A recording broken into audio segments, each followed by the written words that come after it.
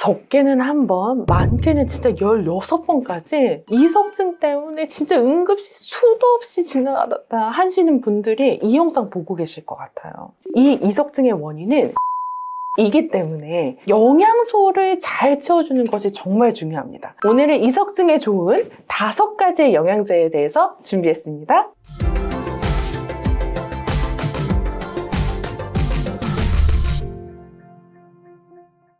안녕하세요. 이명난청 완치 설명서의 저자 민예은입니다. 이석증에 영양제를 챙겨 먹는다고 해서 이석증이 낫는다? 솔직히 이건 아니에요.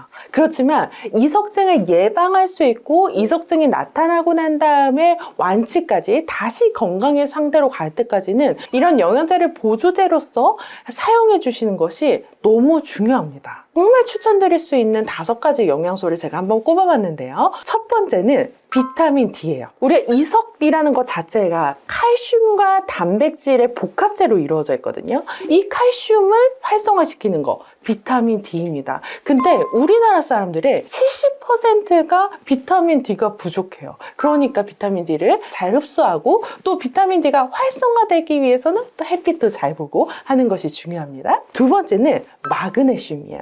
제가 마그네슘은 신경계를 안정화시키는데 가장 첫 번째 영양소라고 말씀드려요. 마그네슘 부족하면 막 눈 떨린다 뭐 이런 이야기도 있긴 한데 사실 제가 그때 말했듯이 그거는 마그네슘 부족이라기보다는 다른 원인이었죠. 그렇지만 전반적으로 신경계를 안정화시키는데 마그네슘이 중요하기 때문에 마그네슘도 챙겨주시면 좋습니다. 그리고 또 신경계의 건강을 지원하는 비타민으로는 비타민 B6가 있습니다. 그래서 비타민 B6 꼭 챙겨주시고요.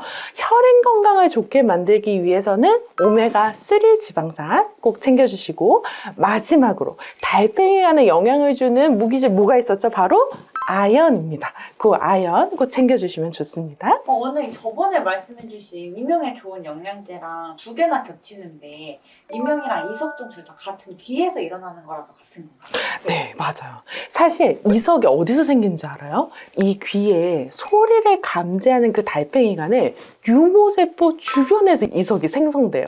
그 말은 뭐냐면 같은 부위에서 같은 혈행 공급을 받으면서 행성과 소멸을 유지한다는 거예요. 그러니까 같은 부위에 있다 보니까 들어가는 영양소도 많이 비슷할 수 있죠. 조금 더 자세히 이렇게 설명을 해보면 첫 번째는 이 영양소들은 모두 다 신경계 지원하는 역할을 해요. 그래서 이명과 이석증 모두 신경계와 관련된 증상으로 마그네슘이나 B12는 무조건 좋을 수밖에 없겠죠. 그리고 두 번째로는 염증을 감소하는 기능이 있으니까 이명도 이석증도 귀에 생긴 염증이 생기면 무조건 안 좋아지기 때문에 염증을 떨어뜨릴 수 있는 오메가3라든지 이런 영양소들 너무 중요하다고 볼 수 있어요. 그리고 이 영양소들은 제가 말씀드린 것처럼 전반적으로 귀 자체를 튼튼하게 해주는 역할을 하고 있어서 이석증에도 좋고 이명에도 좋다고 할 수 있어요. 전반적으로 산화 스트레스를 감소시키는 거. 귀는 산화 스트레스에 되게 취약하거든요. 유모세포도 산화 스트레스에 노출되면 유모세포의 기능을 잃으면서 이명이 생기고 그 유모세포 바로 옆에서 생기는 그 이석도 산화 스트레스 받으면 얘네들이 깎여 지나가서 뚝 잘 떨어지게 되니까 이석증이 생기는 거여서 이 영양소는 사실은 거의 비슷하게 작용할 수밖에 없다고 볼 수 있어요. 그럼 혹시 같이 먹으면 안 되는 영양제가 따로 있나요? 네, 같이 먹으면 안 되는 영양제. 우리가 특정 영양제를 복용할 때는 서로 간의 사교작용으로 시너지가 나는 경우도 있고 서로 상호적으로 부작용이 생길 수가 있기 때문에 이거는 꼭 제가 말씀드려야 되는데요. 제가 말씀드렸던 5가지 영양소 중에서 꼭 기억해야 될 것이 비타민 D와 마그네슘과의 관계예요. 비타민 D와 마그네슘 관계는 2개를 같이 고용량으로 섭취할 경우에는 내가 몸이 필요한 것 이상으로 과다하게 흡수가 될 수가 있어요. 그래서 고용량의 비타민 D와 마그네슘 복용은 조금 피해 주시는 것이 좋다라고 볼 수 있고요. 우리가 마지막으로 달팽이관에서 정말 중요한 무기질인 아연 같은 경우에도 아연을 과도하게 섭취하게 될 때는 체내의 구리 흡수를 방해할 수가 있어서 아연과 구리의 적정한 평형에 맞게 용량을 조절해 주시는 것이 중요합니다. 그러면 병원에서 처방하는 약이랑 방금 말씀해주신 영양제 같이 먹어도 상관없어요? 대부분은 그래도 원장님께서 한 번은 걸러주시긴 할 건데 제가 오늘 말씀드린 것 중에서 대표적인 거 가져왔어요. 오메가3 지방산이랑 우리가 심혈관 질환 있는 사람들이나 어떤 문제 있을 때 와파린 계열, 그러니까 혈액을 묽게 만드는 약제들이 있어요. 이 약제들이 같이 됐을 때는 출혈의 위험성이 있어요. 그래서 그럴 때는 꼭 주의를 해주셔야 돼요. 오메가3 다 좋다고 하니까 무조건 섭취하는 것이 아니라 내가 와파린 계열의 약을 처방받아서 먹고 있다라고 하면 주의를 해주셔야 돼요. 비타민 B6가 너무 뇌에 좋다고 이제 많이 알려져 있으니까 이걸 또 많이 섭취하시기로 하는데 우리가 레보도파라고 해서 파킨슨병 치료제를 드시고 계신 분들 같은 경우에는 이 비타민 B6가 그 치료제의 효과를 좀 감소시킬 수가 있어요. 그래서 그것도 조금 피해 주시는 것이 좋을 것 같고 비타민 E와 항응고제 같은 경우에도 비타민 E는 자연스러운 응고작용이 있어요. 그래서 비타민 E가 결핍되면 막 출혈을 멈추지 않거든요. 근데 내가 지금 질병상의 어떤 이유로 항응고제들을 먹고 처방받아서 먹고 있는데 그것을 반하는 것이 되기 때문에 비타민 E와 항응고제는 서로 멀리 해주시는 것이 좋을 것 같아요. 혈압약을 먹는 경우에는 오메가3가 오히려 도움이 돼요.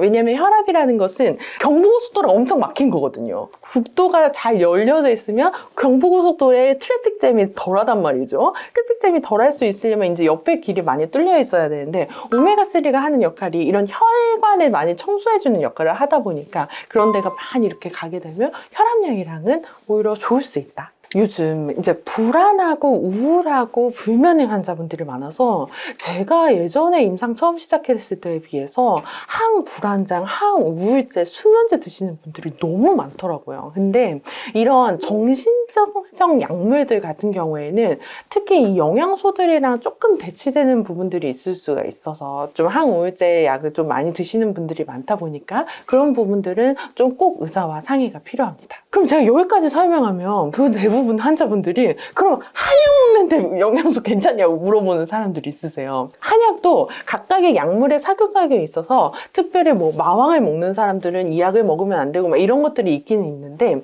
약과 한약 사이에는 상호작용이 뚜렷하게 이렇게 많이 밝혀지고 또 환자분들한테도 티칭을 해드리는데 대부분의 영양소들이랑은 특별히 대치되지는 않아요. 그래서 한약을 먹는 경우에는 영양제 드셔도 상관없다. 원장님 저 아침에 영양제 이만큼 먹어야 되는데 한약까지 먹으면 너무 배불러요. 막 이렇게 하시는 분들 같은 경우에는 제가 1시간 정도 띄어서 드시라고 하시거든요. 그렇게 해서 드시면 되시고 특별히 한약을 먹는 경우에 제가 오늘 말씀드린 이 5가지 영양소 중에서 특별히 피해야 될 건 없다라고 얘기할 수 있을 것 같아요.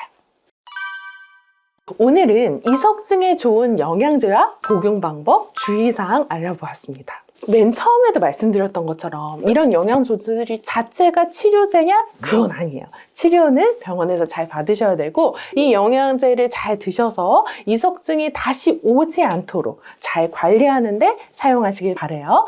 얼른 이석증에서 벗어나서 이제야 비로소 안정을 찾길 바라겠습니다. 지금까지 민예은 한의사의 보약 같은 시간 미니보감이었습니다. 감사합니다.